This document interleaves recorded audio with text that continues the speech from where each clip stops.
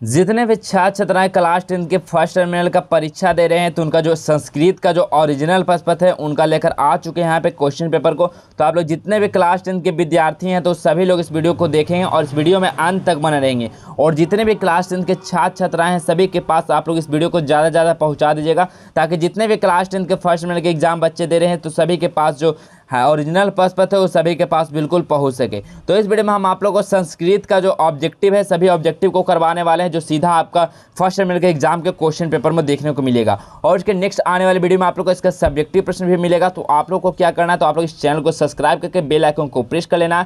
जैसे ही आप लोग को कोई भी वीडियो आता तो आप लोग के पास सबसे पहले नोटिफिकेशन पहुंचे और आप लोग सबसे पहले उस वीडियो को देख पाएंगे। ठीक है, तो आप लोग इस वीडियो में हम बताएंगे इसका PDF भी आपको कैसे मिलेगा, कहाँ मिलेगा और किस तरह से मिलेगा, सभी चीज़ को बताएंगे। तो आप लोग वीडियो में बस अंत तक बने रहेंगे, आपका सारे क्वेश्चन का हम सॉल्यूशन भी करवाएंगे। तो देख सकते हैं आप लोग क्लास 10 के विद्यार्थियों अंत तक बने रहेंगे। संस्कृत का पेपर आपका 100 मार्क्स का होगा और 3 घंटा 15 मिनट का बिल्कुल इसी प्रकार का पैटर्न आपका बोर्ड एग्जाम में भी रहता है। देख सकते हैं आप लोग कुछ यहाँ पे इंस्ट्रक्शन दिया गया, यानी परीक्षार्थियों के लिए कुछ निर्देश दिया गया है। तो ये टर्मिनल एग्जाम के लिए है। और यहाँ पे खंड A में आपका वस्तुनिष्ठ मिलेगा और खंड B में आपका विषयनिष्ठ यानी सब्जेक्टिव प्रश्न मिलेगा। तो यहाँ पे हम ऑब्जेक्टिव क्वेश्चन की बात करेंगे तो यहाँ पे देख सकते हैं आप लोग 1 से 60 तक आप लोग का ऑब्जेक्टिव प्रश्न रहेगा, जिसमें से 50 ऑब्जेक्टिव का उत्तर देना है। यानी 60 ऑब्जेक्टिव में से 50 को आप लोग को संस्कृत में उत्तर देकर आना है। तो आप लोग 50 में 50 बिल्कुल कर सकते हैं अगर आप लोग इस वीडियो में बने रहेंगे तो पहला प्रश्न क्या बोला गया कि मंगलम पाठ कहाँ से लिया गया है, बताइए। मंगलम पाठ है वो कहाँ से लिया गया है, तो इसका सही आंसर क्या हो जाएगा बताइए।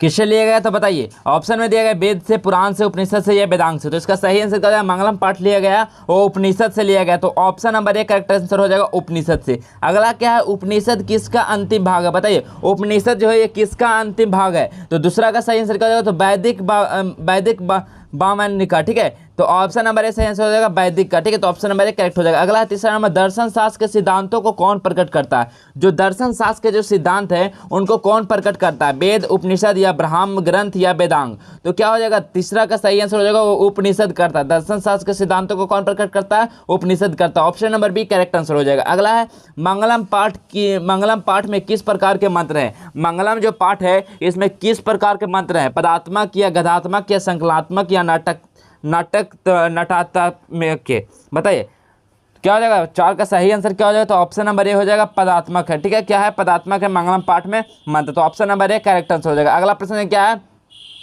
सत्यमेव जयते कहाँ से लिया गया है। सत्यमेव जयते जो है ये कहाँ से लिया गया है। तो 5वां का सही आंसर क्या हो जाएगा, तो ये मुंडकोपनिषद से लिया गया। ठीक है, मुंडकोपनिषद से। तो ऑप्शन नंबर A सही आंसर हो जाएगा 5वां का। अगला 6ठा नंबर क्या है, मंगलम पाठ में कितने मंत्र हैं। मंगलम पाठ में कितने मंत्र है विद्यार्थी, तो 4 मंत्र है मंगलम पाठ में। ठीक है, 4 मंत्र। तो option number A correct answer हो जाएगा 4 मंत्र।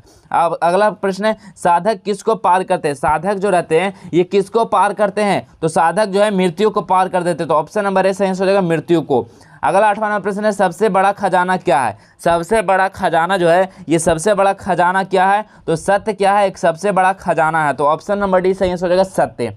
अगला है अनोह अनियन का। ठीक है, अनोह अनियन का क्या हो जाएगा, तो 9 का सही आंसर क्या होगा, तो यहाँ पे हो जाएगा आत्मा। ठीक है, अनोह अनियन का आत्मा। Option number B correct answer हो जाएगा। अगला है वेदामेंत पुरुषम महानतम मंत्र किस उपनिषद से लिया गया, बताइए।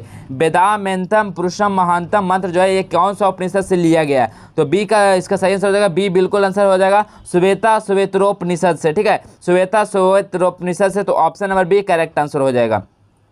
अगला प्रश्न की ओर हम लोग बढ़ते हैं। तो अगला प्रश्न क्या है विद्यार्थी, तो मध्यकाल में। ठीक है, क्या बोला गया कि मध्यकाल में पटना कितनों वर्ष तक जीर्णोशीर्ण रहा, बताइए। जीर्णशीर्ण रहा। ठीक है, मध्यकाल में पटना कितने वर्षों तक जीर्णशीर्ण रहा, तो क्या हो जाएगा 11 का सही आंसर क्या, ऑप्शन नंबर C हो जाएगा 1000 वर्ष तक। अगला प्रश्न है, पाटलिपुत्र पटना के नाम से कब प्रसिद्ध हुआ। जो पाटलिपुत्र नाम था वो पटना के नाम से कब प्रसिद्ध हुआ था, तो कब हुआ था विद्यार्थी, तो मध्यकाल में हुआ था। तो ऑप्शन नंबर C करेक्ट हो जाएगा मध्यकाल में प्रसिद्ध हुआ था। अगला है काव्य मीमांसा के लेखक कौन है। काव्य मीमांसा जो है इसके लेखक कौन है, तो काव्य मीमांसा के लेखक क्या है, तो राजशेखर है। ठीक है, राजशेखर। ऑप्शन नंबर C 13 का सही आंसर हो जाएगा राजशेखर क्या है, काव्य मीमांसा के लेखक है। अगला प्रश्न है, मेगास्थनीज पटना किसके समय में आया था, बताइए। मेगास्थनीज जो थे वो पटना किनके समय में आए थे, तो किनके समय में आए थे, तो वो चंद्रगुप्त मौर्य के समय में आए थे। तो ऑप्शन नंबर C सही आंसर हो जाएगा। अगला है, पाटलिपुत्र में बार बार आए थे? बताइए पाटलिपुत्र में जो कौन बार बार आए थे? तो इसका सही आंसर क्या हो जाएगा? 15 का। तो बताइए 15 का सही आंसर क्या हो जाएगा? तो यहाँ पे आए थे भगवान बुद्ध, क्या आए थे?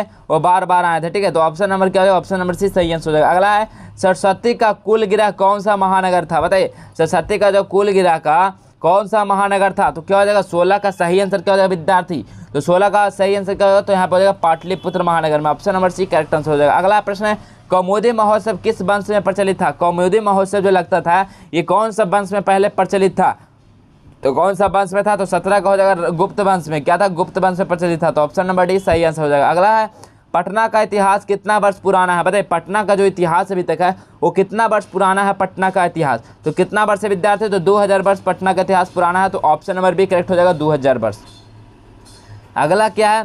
तो अगला है महित ललितकम किसे कहा जाता है? बताइए क्या है? महित लतिलकम किसे कहा गया है? तो किसको कहा गया है? तो 19 का जो सही आंसर हो जाएगा और पाटलिपुत्र को कहा गया। Option number C correct answer हो जाएगा। अगला है गुरु गोविंद सिंह सिख संप्रदाय के कौन से गुरु थे? बताइए गुरु गोविंद सिंह सिख संप्रदाय के कौन से गुरु थे? तो क्या थे? 10वें गुरु थे। तो option number D correct answer हो जाएगा 10वें गुरु।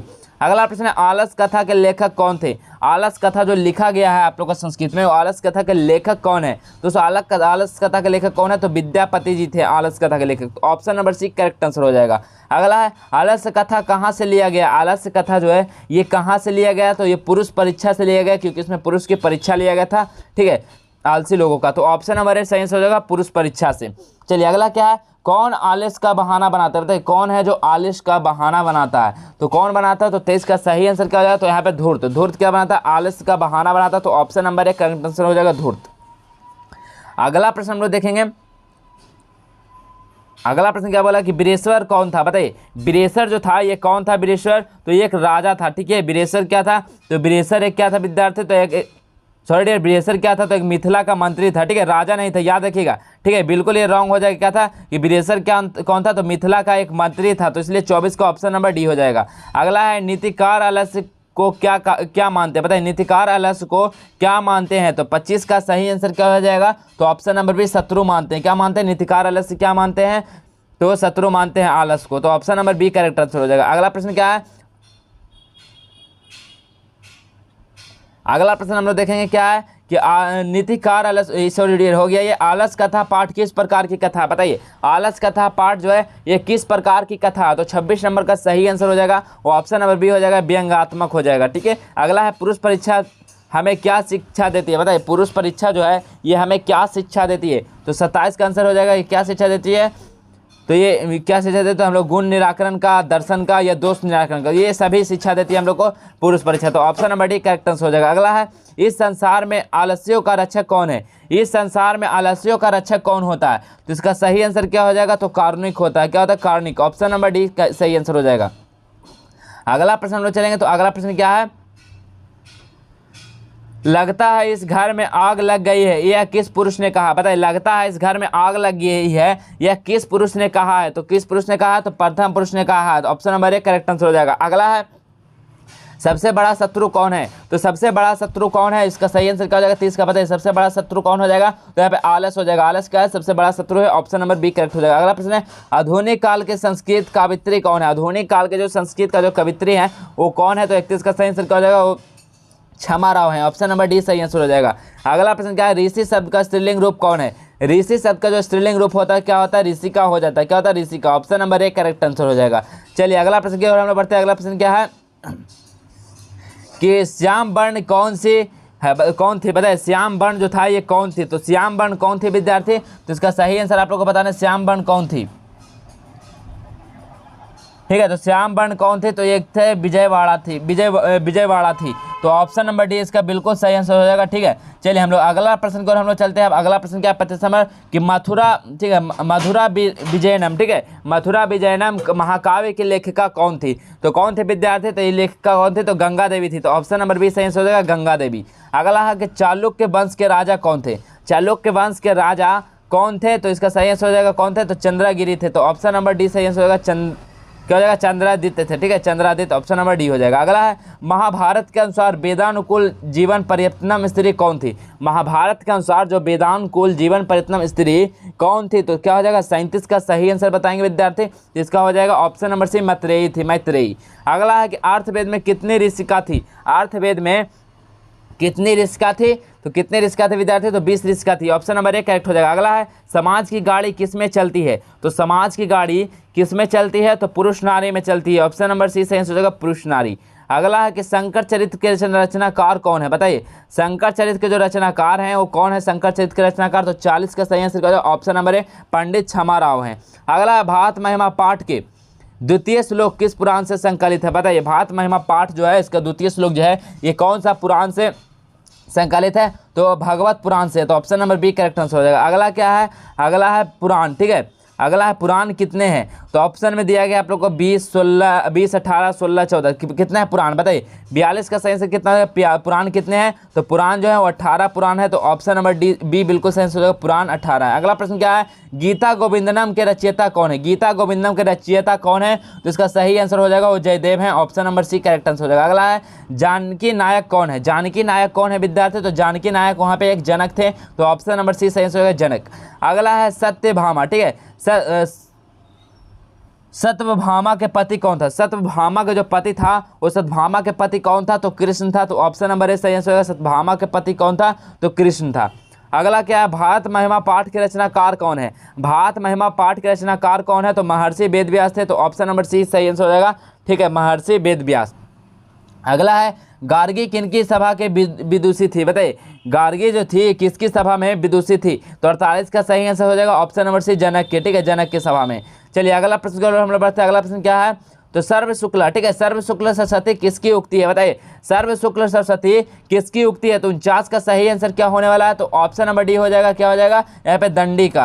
अगला है कि स्वर संधि के कितने भेद है? ठीक है, स्वर संधि के बताना है आपको कितने भेद है। तो स्वर संधि के कितने भेद होते हैं? तो 50 का सही आंसर क्या होगा? तो ऑप्शन नंबर सी 5 भेद होते हैं, ठीक है, याद रखना 5 भेद। तो आप लोग एग्जाम में 50 MCQ का क्वेश्चन को कर आना है, आपको क्वेश्चन में 60 देखने को मिलेगा, तो आप लोग 50 को आप लोग को बना के आना, सभी का आंसर के यहाँ पे करा दिए, तो आप लोग को अब कोई भी परेशानी होने वाला नहीं है। तो आप लोग हम बताते हैं कि अब इसका जो PDF है वो कहाँ और किस तरह से आपको मिलेगा। तो PDF के लिए आप लोग क्या करना है, आप लोग पहला तो आप लोग जस्ट एजुकेशन को गूगल पे सर्च कर लेंगे। गूगल पे सर्च करने के बाद आप लोग को वहाँ पे देन का सेक्शन मिलेगा, आप लोग वहाँ से डाउनलोड कर पाएंगे। और दूसरी आप लोग को क्या करना है, टेलीग्राम ग्रुप को ज्वाइन कर लेना है। क्या करना है, टेलीग्राम ग्रुप का लिंक आपको इसके वीडियो के डिस्क्रिप्शन में मिलेगा, आप लोग वहाँ से टेलीग्राम ग्रुप को ज्वाइन करना है, और उस ग्रुप में आप लोग का क्या मिलेगा, उसका PDF आप लोग को मिल जाएगा, ठीक है। तो आप लोग फटाफट सभी ग्रुप को ज्वाइन हो जाएगा, और सभी जितने भी आपके पास फ्रेंड है, मित्र हैं, सभी के पास आप लोग इस वीडियो को ज़्यादा से ज़्यादा शेयर कर दीजिएगा, ठीक है। तो वीडियो अच्छा लगा तो वीडियो को 1 लाख जरूर कर दीजिएगा। तो चलिए मिलेंगे इसी प्रकार नेक्स्ट और एक नए वीडियो नए सब्जेक्ट के साथ, तब तक के लिए इतना ही, जय।